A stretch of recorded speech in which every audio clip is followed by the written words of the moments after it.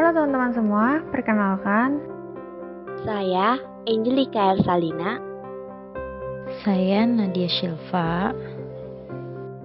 saya Rian Bintang Milenia. Kaisnan Ramadan. Kami dari kelompok 2 kelas MAIS 4A pada mata kuliah Hukum Bisnis yang akan membahas tentang dampak COVID-19 terhadap tenaga kerja di industri MAIS. Apa yang disebut dengan MAIS? Sebuah tikus? Ya, dalam bahasa Inggris, tikus disebut dengan mice atau mouse.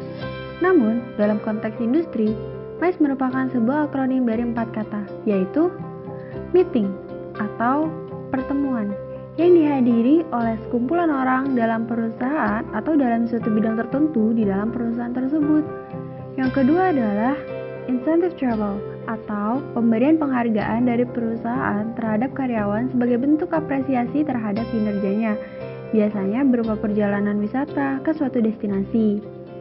Yang ketiga adalah convention atau conference, merupakan sebuah pertemuan yang diadakan oleh suatu asosiasi tertentu atau pemerintahan dengan tujuan untuk menyelesaikan sebuah masalah. Peserta yang datang disebut dengan delegasi, bisa bersifat nasional maupun internasional. Dan yang terakhir adalah exhibition atau pameran yang paling sering kita kunjungi. Pameran yang dimaksud dalam industri MAIS bertujuan untuk meningkatkan nilai jual dari para exhibitor. Sesuai dengan Undang-Undang Nomor 13 Tahun 2003 tentang Ketenagakerjaan, setiap tenaga kerja memiliki hak untuk memperoleh pengakuan kompetisi kerja dan mendapatkan sertifikasi. Di dalam industri MAIS sendiri terdapat 7 klaster sertifikasi, yaitu registrasi, stand building, event logistik, event marketing communication, venue management, event liaison officer, dan event destination wedding. Dari ketujuh klaster tersebut, dapat disimpulkan bahwa sebagian besar tenaga kerja di industri MAIS adalah pekerja lapangan dan perlu melakukan banyak interaksi dengan pihak-pihak lain. Pada November 2019 telah ditemukan virus baru di Wuhan, Cina, yang bernama Corona atau COVID-19. Virus ini menyerang sistem pernafasan manusia yang dapat ditularkan melalui udara. Di Indonesia sendiri, coronavirus sudah mulai masuk ke Indonesia sejak awal Maret 2020.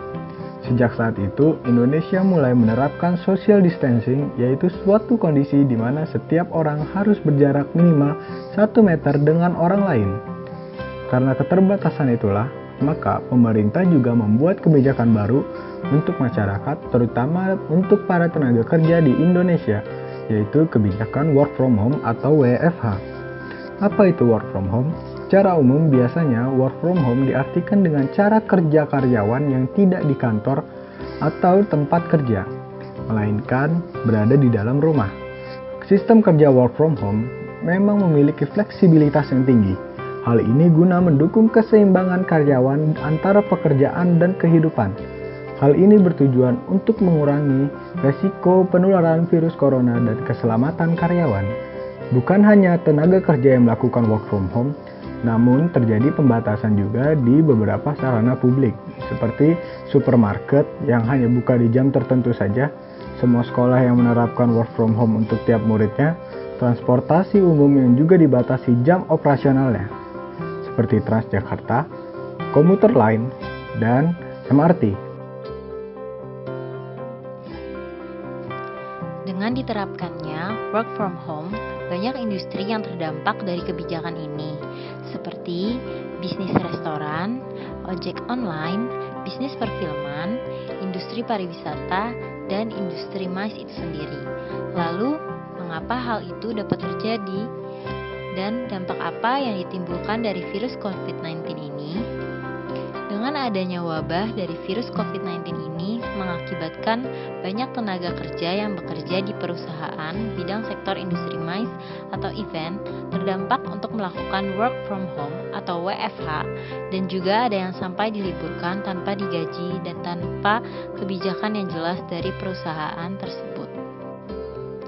Lalu, kebijakan-kebijakan seperti apa yang dapat diterapkan perusahaan yang terdampak WFH? Berikut ini adalah contoh dari beberapa kebijakan yang diterapkan perusahaan pada saat WFH. Yang pertama, ditetapkannya worksheet selama office hour. Biasanya tetap dihitung seperti jam kerja biasa, yaitu 8 jam per hari, dan bekerja dari Senin sampai Jumat.